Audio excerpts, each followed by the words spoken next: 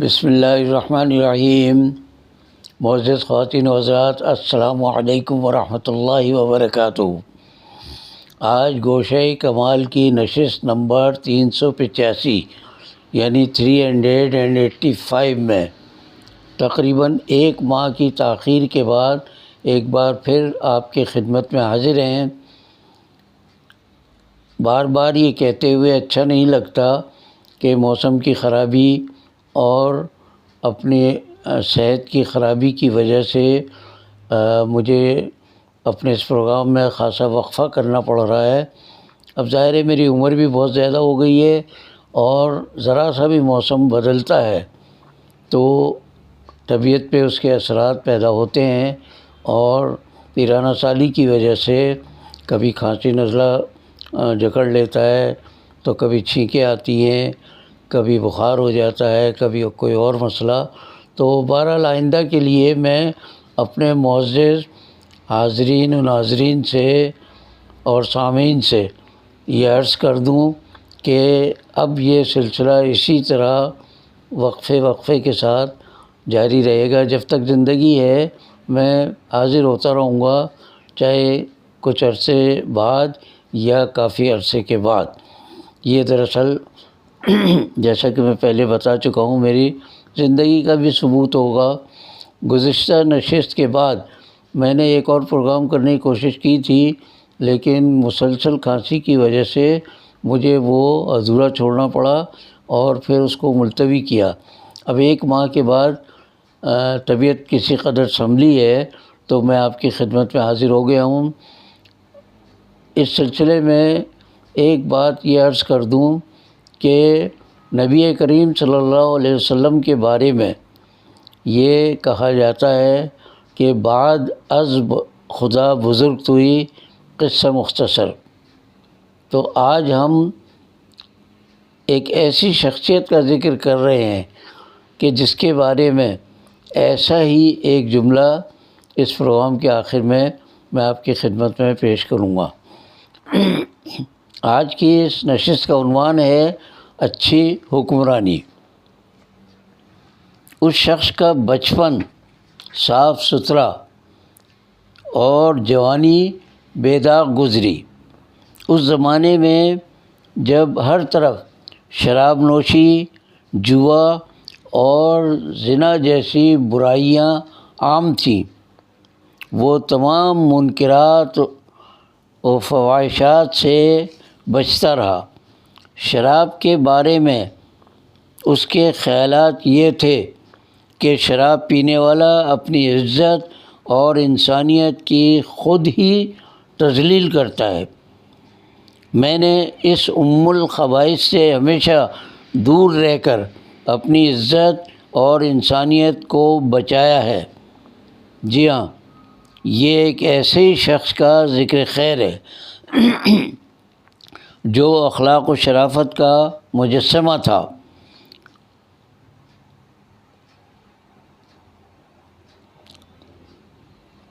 خلق خدا کی خدمت اور خبر گیری جس کی عادت ثانیہ نہیں بلکہ عین فطرت تھی۔ وہ اپنی خاندانی عزت و توقیر، معاشرتی مقام اور پیرانہ سالی سے بے نیاز، کسی کے گھر جا کر پانی بھرتا، کسی کی بکریوں کا دودھ دو کر اپنے دودھ دونے کے بعد واپس اپنے گھر چلا آتا، اور کسی کا سودا سلف خرید کر لے آتا۔ اس پاکیزہ نفس انسان کا مشکل وقت میں جن لوگوں نے زبردستی قیادت و رہنمائی کے منصب پر فائز کر دیا، تو اس نے کسی فخر و غرور کا مظاہرہ کرنے کے بجائے صاف اعلان کر دیا کہ میں تم لوگوں میں اپنے آپ کو سب سے لائق و فائق نہیں سمجھتا۔ جب تک حق کی راہ پر گامزن ہو کر اچھے کام کروں تو میرا ساتھ دینا، اور اگر راہ راست سے بھٹکنے لگوں تو مجھے سیدھا کرنے کا تمہیں اختیار ہے۔ میں خود اللہ اور رسول کی اطاعت کرتے ہوئے تمہیں کوئی حکم دوں تو اس کی اطاعت کرنا، ورنہ میری اطاعت تم پر واجب نہیں۔ عجز، انکسار اور خاکساری و فروتنی کے اس پیکرِ مجسم نے اپنا چناؤ کرنے والوں پر نہایت عزم و استحکام کے ساتھ اچھی حکمرانی کا یہ بنیادی اصول بھی واضح کر دیا کہ کوئی شخص اپنے آپ کو کمزور نہ سمجھے۔ وہ میری نظر میں اس وقت تک قوی ہے جب تک میں اسے اس کا حق نہ دلا دوں، اور ہاں، کوئی طاقتور شخص کسی گھمنڈ میں مبتلا نہ ہو۔ وہ میری نظر میں کمزور ترین انسان ہے جب تک میں اس سے دوسروں کا چھینا ہوا حق وصول نہ کر لوں۔ اعتدال اور بلندی کردار کے ساتھ منصب خلافت پر فائز ہونے والی اس شخصیت کا نام نامی، اسم گرامی حضرت عبداللہ بن ابی قحافہ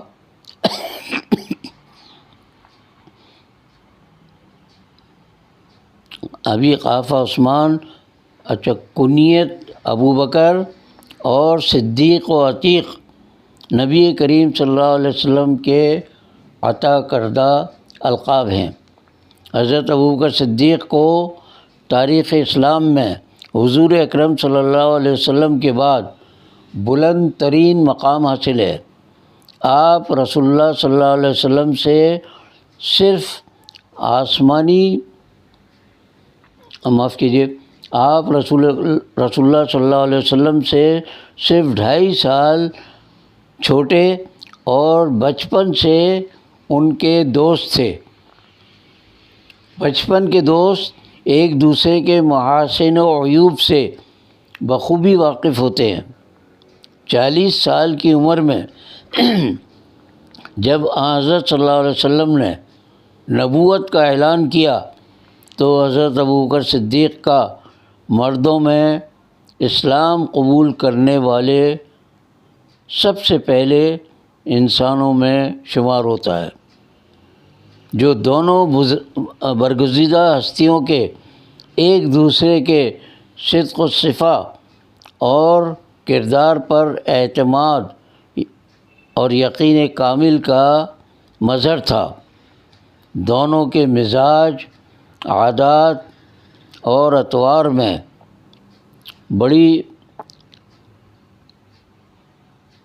بڑی یکسانی تھی۔ حضرت ابوبکر صدیق رضی اللہ تعالیٰ عنہ نے کبھی کسی بت کے آگے سر جھکایا، نہ شرک و منافقت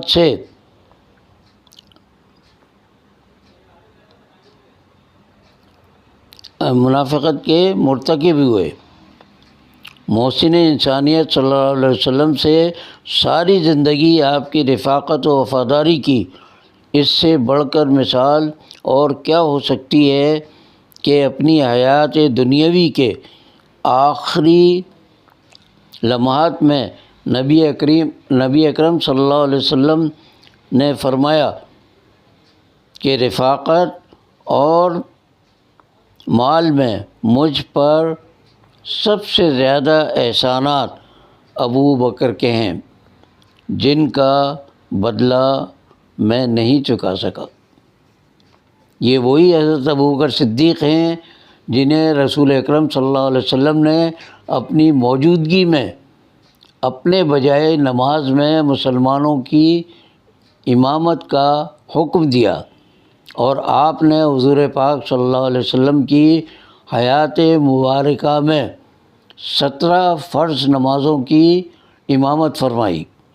یہ گویا مسلمانوں کے لیے واضح اشارہ تھا کہ حضرت ابوبکر صدیق ہی رسول اکرم صلی اللہ علیہ وسلم کے بعد ان کے امیر یا خلیفہ ہوں گے۔ لوگوں کو چھوٹا سا عہدہ یا منصب مل جائے تو ان کے پاؤں زمین پر نہیں ٹکتے۔ حضرت ابوبکر صدیق رضی اللہ تعالیٰ عنہ خلیفۃ الرسول کی حیثیت سے مسلمانوں کے امیر بنائے گئے تو آپ کے دور میں حدود مملکت مکہ و مدینہ سے آگے بڑھ کر یمن، بحرین، عراق اور شام تک پھیل چکی تھی، لیکن آپ اپنے اہل خانہ کے لیے بیت المال سے صرف اتنا وظیفہ لیتے جس سے زندگی کی بنیادی ضروریات بمشکل پوری ہوتی تھیں۔ ایک مرتبہ حضرت ابوبکر صدیق کے علم میں یہ بات آئی کہ گھر والوں نے نہایت کفایت شعاری سے کام لے کر کسی اور ضرورت کے لیے معمولی رقم بچا لی ہے۔ آپ نے وہ رقم فوراً بیت المال میں جمع کرا دی اور آئندہ اپنے ماہانہ وظیفے میں اتنی ہی رقم کم کرا دی۔ اپنے دور خلافت میں صدیق اکبر پر لوگوں کی ذمہ داری کا خوف اس قدر طاری رہتا کہ راتوں کو اکثر روتے اور گڑ گڑاتے کہ کہیں میرے دور خلافت میں کسی کی حق تلفی نہ ہو گئی ہو یا کوئی شخص بنیادی ضروریات سے محروم نہ رہ گیا ہو۔ اور ایک مرتبہ درخت پر چہچہاتے ہوئے پرندے کو دیکھ کر آپ دیدہ ہو گئے، یعنی آنکھوں میں آنسو آ گئے، اور فرمایا کاش ابو بکر تجھ جیسا ہی خوش قسمت ہوتا کہ اس پر اتنی ذمہ داریاں نہ ہوتی۔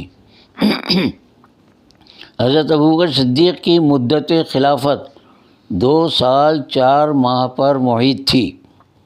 آپ نے بھی اپنے رفیق اعلیٰ حضرت محمد صلی اللہ علیہ وسلم کی طرح 63 سال کی عمر میں اس دنیائے فانی سے کوچ کیا۔ نبی اکرم صلی اللہ علیہ وسلم کی قائم کردہ اسلامی ریاست کے اولین خلیفہ راشد حضرت ابوبکر صدیق نے اپنے آخری وصیت میں یہ ہدایت فرمائی کہ دوران خلافت میں نے بیت المال سے بطور وظیفہ جو رقم لی اسے میری زمین بیچ کر واپس کر دیا جائے۔ چنانچہ حضرت عمر فاروق نے آپ کی وصیت کے مطابق زمین کو فروخت کر کے یہ رقم بیت المال میں جمع کرا دی۔ حضرت ابوبکر صدیق دنیا سے جاتے جاتے یہ کہہ کر آئندہ حکمرانوں کے لیے ایک روشن مثال چھوڑ گئے کہ مجھے انہی کپڑوں کے ساتھ دفن کیا جائے جو میں نے آخری وقت میں پہن رکھے ہیں، کیونکہ نئے کپڑے کا زیادہ حقدار زندہ شخص ہوتا ہے۔ عدل و انصاف، امانت و دیانت اور ایثار و قربانی کے ایسے عظیم جذبے اور عملی نمونے کے بغیر اچھی حکمرانی کے زبانی اور بلند بانگ دعوے تو کیے جا سکتے ہیں، لیکن رعایا کو عملاً امن و سکون اور خوشحالی سے فیضیاب نہیں کیا جا سکتا۔ یہاں جو جملہ میں نے روکا تھا وہ پورا کر دوں کہ حضور صلی اللہ علیہ وسلم کے بارے میں ہے کہ بعد از خدا بزرگ توئی قصہ مختصر۔ میں یہاں یہ کہہ سکتا ہوں کہ بعد از انبیاء توئی قصہ مختصر۔ حضرت ابوبکر صدیق رضی اللہ تعالیٰ عنہ کا مقام تمام انبیاء کے بعد انسانوں میں بلند ترین مقام ہے، چاہے کوئی اس سے اختلاف کرے، چاہے اس کے خلاف کچھ کہے، لیکن یہ انسانی تاریخ کی سب سے بڑی حقیقت ہے اور آپ کا یہ فرمان تو قیامت تک کے حکمرانوں کے لیے مشعل راہ ہے کہ شراب شرف انسانیت سے انسان کو محروم کر دیتی ہے۔ اس لیے حضرت ابوبکر صدیق رضی اللہ تعالیٰ عنہ نے بچپن سے اور وفات تک اس حرام چیز کو ہاتھ نہیں لگایا۔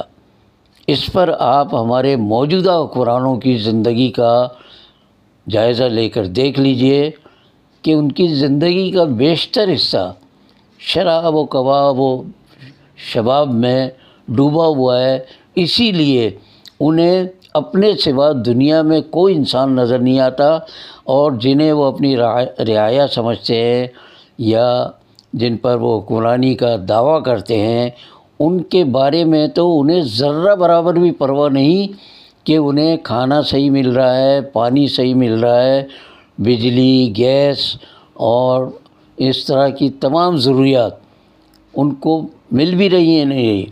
اور کمال یہ ہے کہ یہ ضروریات پوری نہ ہونے کے باوجود ان کی قیمتیں آسمان تک پہنچی ہوئی ہیں۔